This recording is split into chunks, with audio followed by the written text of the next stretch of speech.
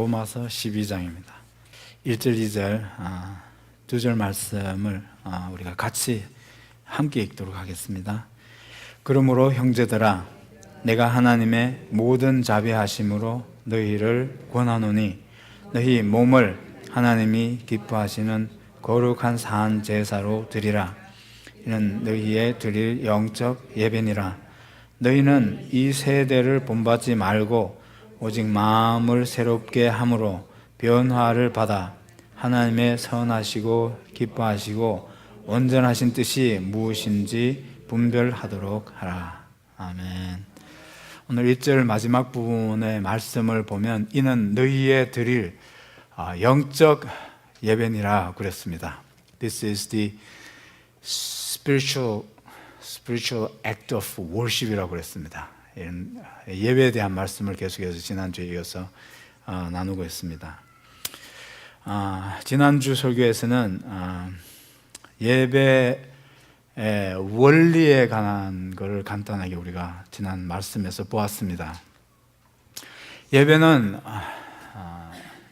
혹은 예배가 우리의 인생의 목적이라고 그랬습니다. 뭘 위해서 살겠습니까? 물어본다면 무엇이 당신의 삶의 목적이고 당신의 삶의 의미입니까? 이렇게 물어본다면 여러분들은 뭐라고 대답하십니까? 대부분의 사람들은 이 질문에 대답을 못하거나 대답하기를 어려워합니다. 믿는 사람은 우리 성경에서 예배가 인생의 목적이라고 우리가 그렇게 알고 있습니다. 예배가 우리의 인생의 목적입니다. 하나님이 우리 인생을 만드신 이유는 하나밖에 없습니다. 하나님의 사랑을 받아 누리면서 하나님과 더불어 살게 하기 위해서 우리를 만드신 겁니다. 그 목적 하나밖에 없습니다. 하나님이 사랑이시고 사랑이신 하나님의 사랑을 받아 누리게 하기 위해서 우리를 만드신 겁니다. 하나님의 부어주시는 사랑을 받아 누리는 것, 그것으로 만족하면서 사는 그게 만족합니다라고 이렇게 얘기합니다. 너무 만족해서 하나님 너무 감사합니다 이렇게 하는 게 그게 예배라는 겁니다. That's a spiritual act of worship이라고 했습니다. 그게 인생의 목적입니다. 하나님이 그 예배하면서 살아가도록 우리를 처음부터 만드신 겁니다. 너무너무 그게 좋고 감사해서 하나님을 도로 사랑하는 겁니다. 그리고 하나님이 뭐라고 그러겠습니까? 내가 너희를 이렇게 사랑하는 것처럼 너도 그렇게 한번 사랑해봐라. 나처럼 한번 사랑해봐라. 그리고 그게 얼마나 좋고 가치 있는가를 너도 한번 경험해봐라. 받는 사랑도 너무 좋지만 우리는 받아야 되죠. 우리는 받아야 됩니다. 받는 사랑이 중요해요. 우리는 하나님께로부터 받은 사랑이 없으면 줄 수도 없는, 우리에게는 그런 사랑이 없어요. 그 사랑을 받아서 하나님을 도로 사랑하고 너도 한번 내가 너를 사랑하는 것처럼 주변에 있는 사람들을, 이웃을 내 몸과 같이 사랑하라. 그게 그런 예배의 삶을 두고 얘기를 하는 겁니다. 계속해서 우리가 지난주에 본 것처럼 예배는 장소나 형식 물론 있어야 되고 중요하지만 그것보다도 더 본질적으로는 관계가 중요하다고 그랬어요. 예수님이 그래서 사마리아 여자에게 예배에 대한 말씀을 하시면서 요한복음 4장 21절 또 23절 말씀을 우리가 다시 보면 예수께서 가라사대 여자여 내 말을 들으라. 이 산에서도 말고 예루살렘에서도 말고 너희가 아버지께 예배할 때가 이르리라고 그랬어요. 이 산에서도 말고 예루살렘에서도 말고 어디에서나 예배할 때가 온다 그랬습니다. 장소는 그렇게 문제되지 않는다. 뭐가 더 우선돼야 됩니까? 아버지께 예배할 때가 오는데 아버지와 자녀의 그 관계가 중요하다는 거죠. 여러분 여기 예배하러 왔는데 나와 하나님과는 아무런 관계도 없이 여기 와서 우리가 예배한다고 한다면 그건 하나의 종교 행위에 지나지 않습니다. 종교 행위. That's a religious ritual. 그러고 마는 겁니다. 거기 내용적인 걸 보면 아무것도 없다는 겁니다. 거기에 보면. 그렇지 않습니까? 예배 가장 핵심에는 뭐가 있어야 됩니까? 아버지, 하나님을 아버지로 예배할 수 있는 아버지와 자녀인 나의 관계가 the relationship, not the place, but the relationship. It has got to be at the center of the worship. 예배에 있어서는 관계가 먼저 가장 우선되고 핵심이어야 된다고 하는 사실을 우리가 지난주에 배웠습니다. 누가 그러면 하나님을 아버지로 예배할 수 있는 자녀가 되는 겁니까? 영접하는 자, 곧 그 이름을 믿는 자들에게는 하나님의 자녀가 되는 권세를 주셨으니 그랬어요. 누구나 예수 그리스도를 내 구주로 영접하고 믿으면 하나님의 자녀가 된다 그랬습니다. 하나님을 아버지로 예배할 수 있는 그 관계가 주어진다고 그랬습니다. 관계가 누구에게도요? 사마리아 여자와 같은 사람에게도 당신도 하나님을 예배하면서 정말 인생을 멋지게 살 수 있다. 이렇게 예수님이 사마리아 여자에게 그렇게 말씀해 주고 있습니다. 사마리아 여자가 어떤 여자입니까? 지금까지 남편이 5이 있었던 여자입니다. 여러분, 언론 듣기에도 문제가 많은 여자라고 그렇게 여러분들 생각되지 않습니까? 지금까지 네가 남편이 5이 있었고 다 이혼하고 지금 같이 살고 있는 6번째 남자도 지금 현재 네 남편은 아니야. It's not your husband. 뭐 어떻게 보면 참 사람들을 피해서 한낮에 물을 기르러 나올 정도로 그 동네 모든 사람에게 나쁜 여자로 그렇게 알려져 있습니다. 그 예수님이 그 여자에게 그런 사람인 너도 하나님을 아버지로 예배할 수 있는 하나님의 자녀가 될 수 있다. 그렇게 말씀을 하시는 겁니다. 여러분, 예배는 꼭 어떤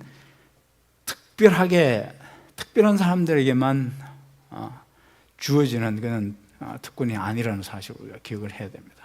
그래서 누구나 예수 그리스도를 믿고 영접하는 것으로 하나님의 자녀가 될 수 있고 인생의 목적인 예배하는 삶을 누구나 회복할 수 있다고 하는 그 기본적인 원리들을 지난주에 살펴봤습니다.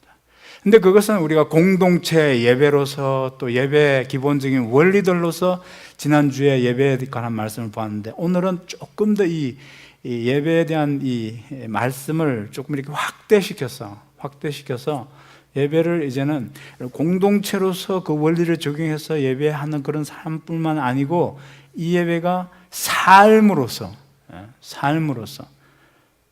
예배의 어떤 그런 말하자면 예배가 여기 우리가 주일날 모여서 1시간 드리는 공동체의 예배로서 끝나는 게 아니라 이 예배가 삶 속으로 이어져 있다는 사실을 오늘 삶으로서의 예배에 대한 말씀을 우리가 같이 나누도록 하겠습니다. 첫 번째 우리가 삶으로서의 예배, 여기 1절에 있는 말씀을 보면 그러므로 형제들아 내가 하나님의 모든 자비하심으로 너희를 권하노니 너희 몸을 하나님이 기뻐하시는 산 제사로 드리라. 1절에 이렇게 됐습니다. 이는 너희 드릴 영적 예배는 몸을 하나님께 제사로 드리는 이것이 너희가 하나님 앞에 드려야 될 영적 예배라고 이렇게 얘기하고 있습니다. This is the spiritual act of worship. 그렇게 말씀을 하고 있습니다. 무슨 뜻이겠습니까? 바울이 우리를 놓고 뭘 지목하고 있습니까? 내가 가지고 있는 어떤 소유의 일부를 지목하면서 이걸 하나님 앞에 오프를 하라는 겁니다. Offer this one as a sacrifice. 뭘 지목하고 있습니까? 소유의 어떤 특성한 것을 지목하는 게 아니고 우리 몸을 지목하고 있습니다. Your body. I'm talking about your body, your life. 몸을 지목해서 그 몸을 하나님이 기뻐하시는 산제사로 드리라고 그랬어요. 거기 산제사라는 말 속에 제사라는 말이 나오는데 그 제사라는 말은 영어로 보면 sacrifice로 돼. sacrifice. 구약에서의 그 sacrifice라고 하는 것은 제물을 의미합니다. 희생 제물을 의미해요. 여기서 바울이 한마디 말만 까딱 잘못하면 이게 아주 무서운 일이 벌어지는 말을 지금 하고 있습니다. 구약에 하나님 앞에 제사로 드려지는 sacrifice라고 하는 것은, 그 제물이라고 하는 것은 다 죽은 거예요. 죽여서 드리는 거예요. 생명이 없는 거, 생명이 끝난 것을 하나님께 드리는 거예요. 죽여서 드리는 것입니다. 바로 여기서 말 한마디만 잘못하면 주일날 큰일 나는 아주 엄청난 일이 벌어지죠. 여기 바울이 이렇게 얘기했다고 해서 한마디를 빼고, 산 제사가 아니고 living sacrifice가 아니고 offer your body as a sacrifice to God. 그럼 어떻게 해야 됩니까? 제가 여기서 이제 칼 들고 있다가 이제 다 죽어요. 구약에서의 희생 제물은 다 죽은 거기 때문에 그렇게 제단에 죽은 것으로 이렇게 되어졌기 때문에 그렇습니다. 여기서 바울이 우리에게 living sacrifice, 너희 몸을 산채로 살아있는 그대로 너희 인생을 다 드리라 하는 말을 우리가 조금 더 다른 성경에 비추어서 이렇게 말씀을 보면 이게 도대체 무슨 뜻일까? 몸을 하나님이 기뻐하시는 살아있는 산제사로 living sacrifice, 산제물로 드리라 하는 이 말씀이 어떤 뜻일까? 이건 우리의 삶의 전부를 얘기합니다. 삶의 전부, everything, including your own life.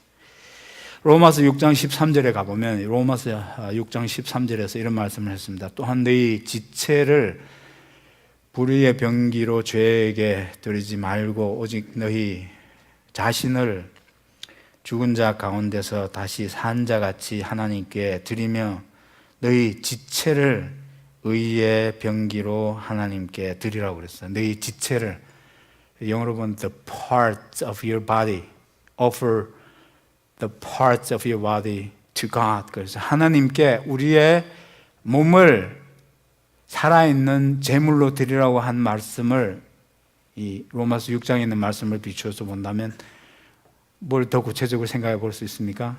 하나님께 산제사로 드리는 이 몸이 뭘 가리키는 겁니까? 손을 말하는 거고, 발을 말하는 거고, 눈과 입과 귀와 우리의 몸의 모든 부분들을 다 놓고 얘기하는 겁니다. 모든 걸 전부, 삶의 모든 것을 다, 내가 어디로 가느냐 하는 것까지도 뭐가 돼야 됩니까? 예배가 돼야 되죠. 가면 안 되는 데를 가면 예배가 되겠습니까? 손으로 하는 것, 이 손으로 우리가 많은 걸 합니다. 이 손을 가지고 하나님이 기뻐하시는 산제사가 될 만한 그런 선한 일을 하면서 살아라 하는 겁니다. 아름다운 일을 하면서 살아라. 이 손으로 하는 일들이 다 아름답고 선한 일이 되게 하라 그럽니다. 이 손으로 하는 걸 보니까, 저 사람이 하는 손으로 하는 거 보니까 저 손을 만든 하나님이 정말 아름다우신 분이야. 어떻게 저렇게 아름다운 일을 할 수 있지? 어떻게 저 손으로 사람을 섬기는 게 그렇게 선할 수가 있을까? 그렇게 하나님의, 이 손을 만드신 하나님의 선하심이 이걸 통해서 보여지게 하라. 이게 하나의 하나님의 선하심을 드러내는 하나의 도구가 되게 하라, 그런 뜻입니다. 도구. 이런 걸 통해서 하나님이 얼마나 놀라운 분인가, 하나님이 얼마나 놀라운 분인가. 여러분, 이 손이 되게 놀라운 겁니다, 사실은. 여러분, 우리 닥터박 집사님 계시지만 이 손에 다른 몸의 부위 어디보다도 신경이 가장 많이 집중되어 있답니다. 신경이 그렇게 많이 집중되어 있는데도, 그렇게 많이 신경이 집중되어 있다면 정말 이게 센시티브하다는 건가. 그래서 이걸로 이게 사실은 눈과 같은 거라는 겁니다. 이걸로. 다른 몸으로는 이렇게 아이덴티파이 할 수 없는 거 손으로 다 확인이 된다는 겁니다. 그렇게 센시티브한데도 이걸로 무거운 물건을 든다든지 어떤 것을 꼭 잡아야 될 때 압력을 가하면 그렇게 센시티브한데도 아픔을, 통증을 다른 데보다 덜 느낀다는 겁니다. 그만한 압력이 여기에 가해지면 다른 몸 부위에 그런 정도에 가지면 통증을, 아픔을 느끼는데, 이거는 다른 몸에 가해지는 그 압력에 수배가 더 가해져도 신경은 다른 데보다 더 많이 와 있지만 통증은, 아픔을 못 느끼고 그렇게 되어 있다는 겁니다. 이게 디자인이 그렇게 되어 있다는 겁니다. 뭐겠습니까? 이게 하나의 예를 들어 본 겁니다. 이게 얼마나 놀라운 거냐, 이게. 이걸 만든 하나님은 얼마나 놀라우신 분이냐. How amazing God it is. Yeah, He is. 이런 것들을 뭡니까? 우리 손으로 하는 일과 눈으로 보는 것, 귀로 듣는 것, 입으로 말하는 것, 속으로 생각하는 것, 우리가 감정으로 느끼는 이 모든 것들이 다 하나님께 예배가 되게 하라는 거예요. 이걸 하나님이 기뻐하시는 거룩한 도구로 드리라. 의의 병기로 하나님께 드리라고 해요. 선을 행하는 도구로 하나님께 드리라. 의로운 일을 해내는 도구로 하나님께 드리라. 이 손으로 사람을 해치는 일을 하지 말고 이 세상에 정의롭고 당당한 아름다운 일들이 생겨나도록 이 손으로 그렇게 살아라, 이런 뜻입니다. 그게 모든 것을 다 통해서. 19절에 로마서 6장 19절의 말씀을 보면 너희 육신의 연약함으로 내가 사람의 예대로 말하노니 전에 너희가 너희 지체를 부정과 불법에 대해 율법에 이런 것 같이 이제는 너희 지체를 의에게 종으로 드려 거룩함에 이르라. 거기도 보면 이 몸의 the parts of your body 그랬어요. 우리의 가진, 우리의 삶에, 우리의 이 육신의, 이 생명의 모든 것을 다 예배가 되는 삶으로 살게 하라, 이런 뜻입니다. 여러분, 조금 이따 우리가 그 말씀을 하겠지만 눈으로 보는 거 아무거나 다 볼 거, 안 봐야 될 거 보면서 이 예배가 되질 않습니다. 예배는 여기서만 거룩한 하나님을 바라보는 게 아니고 우리가 일상의 삶 속에서 이 눈으로 이제는 안 봐야 될 거는 안 보고 사는 게 그게 예배가 된다는 겁니다. 여기 예배하면서 아직도 속으로 누구를 아직도 여러분 용서하지 못하고 미워하는 마음을 가지고 계세요 지금? 그러면 마태복음에서 뭐라고 그랬어요? 예배 드리지 말고 당장 그 사람하고 빨리 가라. 여기 지금 그런 분이 계시면 예배 나머지 다 드려도 소용없습니다. 너희가 하나님께 제물을 드리다가 형제와 불화한 일이 있거든 제물을 그 자리에 두고, 예배가 중요하지만 마음의 미움을 품고 예배한다면 that's not worship, okay? That doesn't count. Why bother? 그렇게 얘기하고 있습니다. 여러분, 여기서뿐만 아니고 예배할 때는 다 여기 들어오시면서 저는 믿습니다. 여러분들 저기 문 앞에 들어오실 때, 예배하러 오실 때 그거 다 용서하고 들어오신 줄 믿습니다. 저는. 왜 아멘을 안 하시는 것 같아요? 남편 그렇게 미워하지 마시기 바랍니다. 용서하세요. 아침에 있었던 일도 용서하세요. 저는 예배하러 가면서도 싸웁니다. 이쪽으로 가면 좋은데 I am driving, okay? 교회 가면서도 우리 예배 아직 안 되는데 왜 그렇게 서둘러? Yes, we are gonna be late. 싸웁니다. 속에서 막 이런 게 나오죠. 그도 예배하러 들어가는 교회 예배실 들어갈 때는 다 용서해야 되지 않습니까? 안 그러면 그 예배가 다 무효입니다. It doesn't count. 근데 그렇게 우리가 하나님 앞에 예배 드리는 그 시간뿐만 아니고 여기서는 너희 몸을 그랬어. 몸이 집에 가 있으면 집에서도, 몸이 직장에 갔으면 직장에서도, 교회 밖에서나 안에서나 우리는 그런 마음을 품고 살아서는 안 되는 거, 이게 예배가 되게 해야 돼요. 그러니 누가 누구를 미워하겠습니까? 그렇지 않습니까? 우리가 미워하지 않고 원수까지 사랑하면서 살 수 있도록 된 사람들이 아닙니까? 왜 안 되는 겁니까? 예배라는 건 뭐라고 그랬습니까? 하나님이 부어주시는 그 사랑을 받아 누리는 거라고 그랬지 않습니까? 우리 지금 그 사랑을 받은 사람들이기 때문에 그 사랑을 받은 사람들이 원수를 사랑하지 못한다는 것은 처음부터 뭐가 문제가 있는 겁니다, 거기에. 그렇지 않습니까? 그걸 우리가 받아 누리는 게 예배라고 그랬어요. 여러분, 사랑을 주려고 생각하지 말고 먼저 하나님이 나를 얼마나 사랑했는가 하는 것을 좀 이렇게 곰곰이 생각해 봐야 될 필요가 있습니다. 말씀 들으면서 무슨 생각하십니까? 아, 참 하나님이 이렇게 불공평하게도 나를 이렇게 참 사랑을 받게 하면서 살게 해주시는구나.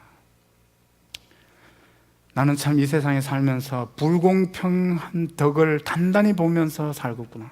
이렇게 생각하셔야 돼요. 그렇죠? 그렇게 생각하세요? 아니, 내가 무슨 자격으로 이런 걸 다 누리고 사는 겁니까? 내가 뭘 했다고 이 생명을 하나님이 주신 겁니까? 처음부터? 그렇잖아요. 그러니 그건 참 자격이 없는데도 그렇게 주셨으니 That's unfair, wasn't it?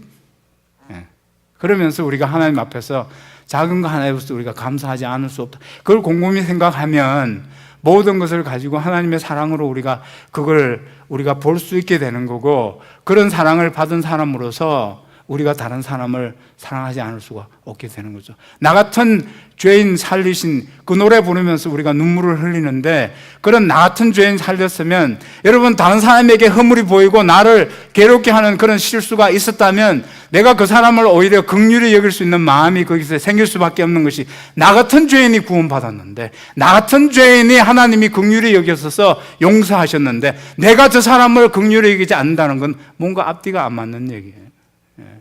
그렇지 않겠습니까? 그걸 얘기하는 겁니다. 우리의 모든 것으로 너희 몸을 하나님이 기뻐하시는 산 제사로 드려라, 그렇게 얘기하는 겁니다. 그래서 내가 가진 모든 것이 다 하나님이 나에게 선물로 주신 거고, 그걸 놓고 감사하면서 내 직장, 내 소유, 내 가족 모든 것을 다 하나님이 주셨군요. 다. 그래서 정말 이 모든 것들을 통해서, 이 모든 것들을 도구로 삼아서, 모든 것들을 수단으로 삼아서 그렇게 아름다우신 하나님을 내가 도로 사랑하겠습니다. 그렇게 놀라우신 하나님을, 하나님의 선하심을, 하나님의 아름다움을 내가 살아가는 내 삶의 전부를 통해서 드러내겠습니다. 그게 삶의 모든 것을 드리는 예배라고 여기서 그렇게 바울이 우리에게 말해주고 있습니다. 삶의 모든 것으로서의 예배. 여러분, 그렇게 또 삶의 모든 것을 다 예배가 되는 삶을 살기 위해서는 두 번째로 해야 될 게 있습니다. 두 번째로. 그렇게 했다고 해서, 그렇게 이해했다고 해서 되는 게 아닙니다. 두 번째로 우리 2절 말씀을 보면, 그렇게 사라지기 위해서는 알 것 같기는 한데 잘 안 되지 않습니까? 그죠? 그걸 들어서 이해는 가는데 그게 잘 안 됩니다. 그죠? 이해는 되는데 왜 잘 안 돼요? 2절에 있는 말씀을 보시면 돼요. 그래서 1절에서 전부가 예배가 되지는 그런 삶을 살아라고 바울이 대전제로 얘기하고, 그렇게 살기 위해서는 이렇게 해야 된다고 하는 디테일한 것을 설명하고 있습니다. 2절에서는 그렇게 살아지기 위해서는 계속적으로 지속적으로 내 안에서 내적인 삶의 변화가 일어나야 된다는 겁니다.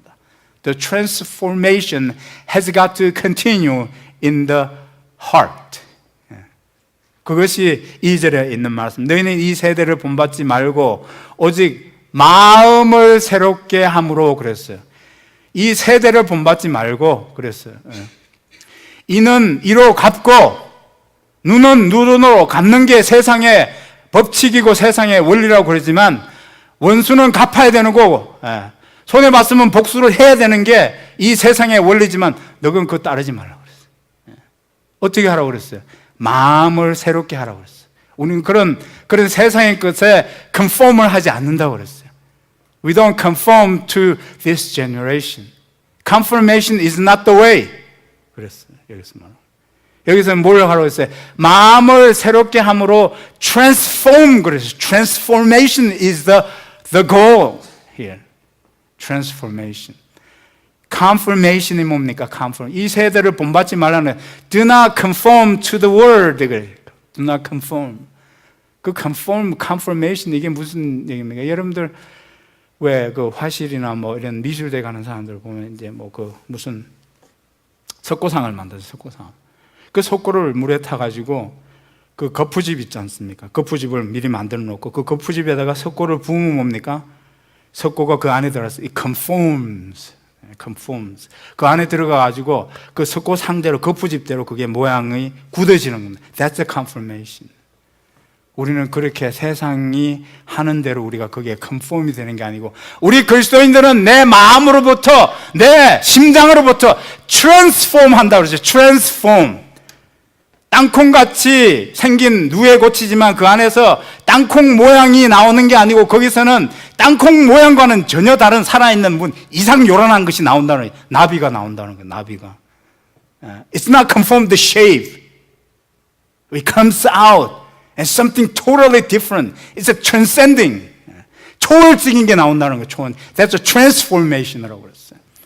우리가 어떤 내 안에서 초월적인 변화가 일어나는 거예요. 상상도 할 수 없는, 그전에는 이는 이로 딱 갚아야 그걸로 끝하고 그게 정인 줄 알았는데 그게 아니었어요. Transforming. 그걸 넘어서는 걸 trans라고 그래요. trans라는 것은 초월이라는 뜻이에요. transformation. 그런 게 어디에서 일어나야 되는 겁니까? 내 마음으로부터 새로워져서 변화가 되는 것으로, 그것이 계속해서 지속적으로 그 변화를 내 내적으로 경험하는 것으로서 비로소 눈이나 입과 귀와 모든 것들을 다 통해서 하나님이 예배 받으시는 예배의 삶을 비로소 살아낼 수 있다는 겁니다. 여러분, 내 안에 마음의 어둠이 있는데 이 손이 밝은 빛의 일을 할 수 있겠습니까? 그렇잖아요. 마음이 가라는 대로 손이 가지. 그렇지 않겠습니까? 너희 몸을 하나님이 기뻐하시는 사한 제사로 드리려면 그 몸을 움직이는 마음이 새로워져야 그렇게 된다는 겁니다. 그래서 지속적인 그런 내적 변화를 경험해야 되는 겁니다. 실제로 경험해야 돼. 예배라는 것은 물론 밖으로 하는 행동이 예배가 되지만, 예배는 어떻게 보면 끊임없이 내 안에서 하나님이 경험되어지고 변화가 경험되어지는 자체가 예배라고 우리가 봐야 됩니다. 그게 진정한 의미에서 예배가 되는 겁니다. 그렇다면 내 안에서 내적인 변화가 끊임없이 경험되어진다면 그 변화되어지는 그것 자체가 내 마음이 밝아지고 있다는 뜻입니다. 내 어둠이 내 마음에서 물러가고 있다는 겁니다. 시기하고 질투하고 탐심하는 욕심이 내게서부터 점점 더 떠나가고 있다는 겁니다. 그러면 그 나머지 남아있는 내 마음의 변화로 내가 말하고 행동하고 보고 듣고 한다면 뭡니까? 그 자체가 하나님이 받으실 만한 일로 사라지는 삶이 되게 된다는 겁니다. 에베소서 4장 22절 말씀을 보니까 오직 심령으로 새롭게 되어 그랬습니다. To be made new in the attitude of your mind or in the spirit of your mind. 내 마음에서 내가 내적으로 그런 변화가 계속해서 경험되지, 실제로 authentically and realistically experienced in the heart. 내 마음에 그게 경험되어져야 돼요. 그렇지 않으면 우리가 의지적으로 외적인 행동을 아무리 그때그때 한다고 해도 늘어났던 고무줄 다시 돌아가는 것처럼 돌아가는 거예요. 옛날 행습으로 자꾸 돌아가는 거예요. 어디서부터 변화가 일어나냐? 내 안에서 실제로 하나님의 선하심이 경험되어져야 되는 겁니다. 실제로. 그게 실제로 경험되지 않는다면 결코 우리는 삶으로서의 예배는 기대할 수 없다는 사실을 기억해야 됩니다. 에베소서 4장 18절 말씀을 보면 우리가 다 모른 척하고 있어서 그렇지 우리 마음에는 아직도 많은 어두움들이 우리 안에 있다는 사실을 우리가 알 수 있습니다. 에베소서 4장 17절 말씀 보니까 저희 총명이 어두워지고 저희 가운데 있는 무지함과 저희 마음이 굳어짐으로 말미암아 하나님의 생명에서 떠나 있도다. 왜 우리가 하나님의 그 사랑을, 하나님의 선하심을 경험하지 못하고 그 생명에서 멀어져 있습니까? 단절되어 있습니까? 우리 마음에 무지가 있기 때문에, 어두움이 있기 때문에 그렇습니다. 그게 새로워지고 달라지고 트랜스폼이 되어야 된다고 하는 겁니다. 에베소서 1장 18절 말씀 보면 그래서 바울이 에베소 교인을 향해서 믿는 사람이어도 아직도 우리가 그 어두움을 보지 못하고 그 무지가 그대로 그 안에 있을 수 있다는 겁니다. 그래서 에베소 교인들을, 성도들을 향해서 바울이 기도해 줍니다. 어떻게 기도해 줍니까? 에베소 1장 18절에 내 눈을 밝히사 그의 부르심의 소망이 무엇이며 성도 안에서 그 기업의 영광의 풍성이 무엇이며 그 나머지를 놓고 알게 하시기를 원하노라, 기도하노라, 그렇게 말하고 있습니다. 알게 하시기를 구하노라. The eyes of your heart may be, the eyes of your heart may be enlightened in order that you can see, you can know that there is a darkness, there is ignorance.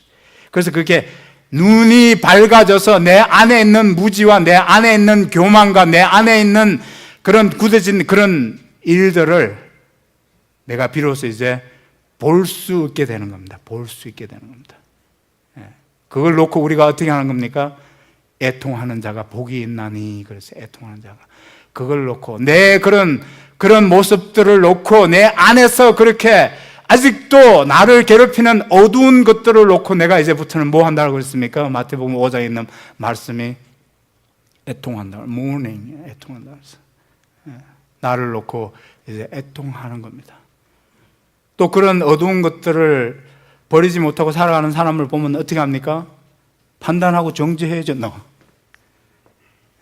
그런 사람을 보면 뭡니까? 내가 내 어두움을 놓고 애통하면서 다른 사람의 어두움을 우리가 보게 되면, 허물과 잘못된 것을 보게 되면 이제는 뭡니까? 내 마음에 긍휼히 여기는 자는 복이 있나니 그랬죠. 긍휼히 여기는 자는. 내가 이런 사람인데 누구를 정죄하겠냐는 거죠. 내가 이런 어두움 때문에 고통받고 있다면 뭡니까? 저 사람은 얼마나 고통받을까? 긍휼히 여기는 마음이 생겨난다는 거죠. 나 같은 죄인을 살렸다고 그랬는데 나 같은 죄인이 살았으면 아직도 구원받지 못한, 은혜를 받지 못한 사람을 보면 더 불쌍히 여기는 마음을 가질 수 있게 된다. 그런 것이 여기서 보면 우리 마음에서 우리가 있어야 될 변화라는 거죠. That's a transformation. 교회가 참 욕을 많이 먹는 그런 시대로 우리는 살고 있습니다. 왜 그렇습니까? 내적인 변화가 없어서 그래요. 겉으로 그때 사람들이 보는 데서는 그럴듯하게 행동을 하는 것 같은데, 아니 그냥 들키지 않고 뭐 그렇게 했으면 좋겠는데 불행하게도 가끔씩 들키는 사람들이 있잖아요. 그렇죠? 아니 목사가 강대상에서 거룩하게 살라고 그러면서 세상을 그렇게 정죄해 놓고 나중에 알고 봤더니 자기는 그보다 더한 죄를 짓고 있었어. 들켜서 문제죠. 들켜서 문제죠. 들키면 유죄, 안 들키면 뭡니까? 무죄. 뭐 그런 거죠. 어쨌든 지금 우리가 말씀 속에서 바울이 우리에게 말씀해주는 포인트는 겉으로 사람들이 너를 거룩하다, 경건하다 얘기하지 않아도 하나님은 너 마음을 보시기 때문에 마음의 새로움이 계속해서 일어나야 된다. 내적인 변화가 계속해서 경험되어야 된다. 누가? 내가 경험해야 돼요. 내가 내적인 경험을 경험하는 것을 누구만 압니까? 나만 알아요. 나만. 기도 가운데서 성령께서 나를 그렇게 인도해 주시고 말씀으로 나에게 다가오실 때, 주님, 내가 아직도 비치신 하나님의 말씀으로 내가 이렇게 비춰보니까 이게 아직도 여기 있네요. 이런 미움이, 이런 시기가 아직도 나에게 여기 있네요. 하나님, 이게 우리가 뽑히게 해주세요. 하나님, 뭘로 우리가 통곡하고 울어야 돼요? 여러분, 저는 이 부분에 있어서만큼 우리가 실패할 수 없는 사람들이라고. 왜냐하면 우리에게 그런 놀라운 기회가 주어져 있지 않습니까? 내적인 변화를 놓고 하나님, 나중에 사업 망하고 인생 실패했다고 울 거 없이 여기서부터 울어야 됩니다. 이걸 놓고 하나님, 내가 아직도 내가 이런 걸 가지고 누구를 원망하고 있다면 하나님, 이거 나에게서 떠나게 해주세요. 내가 이래서 트랜스폼이 되게, 내가 다른 사람이 되게 하세요. 나를 하나님이 다스려 주시고 만져주세요. 만져달라는 말을 여러분들 함부로 하시지 마시기 바랍니다. 하나님 만져주시면 되게 고통스럽습니다. 예. 고통스럽게 해서 우리를 고쳐놓으시죠. 그렇죠? 예, 고통스럽게 해서. 그래도 그런 고통이야말로 가치 있는 고통입니다. That pain is worth it, isn't it? 그 고통이 아니면 나는 변할 사람이 아니에요. 예. 그래서 하나님이 그랬습니다. C.S. 루이스가 그런 얘기 했죠. 하나님이 우리가 하도 불러도 대답을 안 하니까 하나님이 고통을 주신다고 했어요. 그래서 고통은 우리를 부르시는 하나님의 메가폰이라고 그랬어요. 예. 뭐, 우리가 정말 모든 것을 하나님이 축복해 주시니까 축복해 주실 때는 축복이 하나님께로부터 오는 하나님의 사랑의 음성인 것을 그걸 우리가 모른다는 거죠. 예, 축복해 주시면서 그 좋은 선물을 주시는 하나님하고 좀 이렇게 얼굴 좀 가까이 대하고 이렇게 살자 이렇게 하니까 우리가 그 음성을 제대로 못 듣는다는 거죠. 하나님께로 가까이 나오기를 우리가 다 주저한다는 겁니다. 여러분, 그래서 우리가 새롭게 되어져야 되고, 그래서 하나님이 우리의 눈을 밝히셔서 정말 하나님이 우리의 참 가치인 것을, God value인 것을 우리가 깨닫고 알고 봐서 그 하나님의 선하심을 맛보면서 사는 것이, 경험하면서 사는 것이 그게 지속적인 삶의 변화로서의 예배가 된다고 그랬습니다. 시편 기자의 말씀을 들어보면 놀랍습니다. 시편에 있는 34편 8절에 보면 너희는 여호와의 선하심을 맛보아 알지어다 그랬습니다. 그걸 내 마음에, 내 안에서부터 참 하나님이면 됐어. 하나님은 너무나 나에게 놀라운 분이고 하나님이 나의 기쁨이셔.